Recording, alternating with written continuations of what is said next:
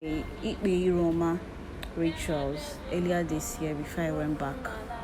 So as I was already planning to bring out the items I came with, prepare them because I make sure I don't put any plastic inside the water.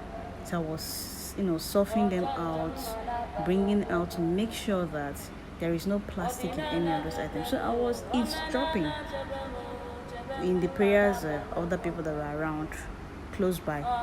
These were guys, and the only thing these guys kept reaffirming was money, money, money, money. Give me money. I'm going to do this for you if you give me money. I want money. I'm going to come and thank you with this one. So I did not say anything. When I was done, my partner was now like, every time people and money. None of these guys even prayed for life.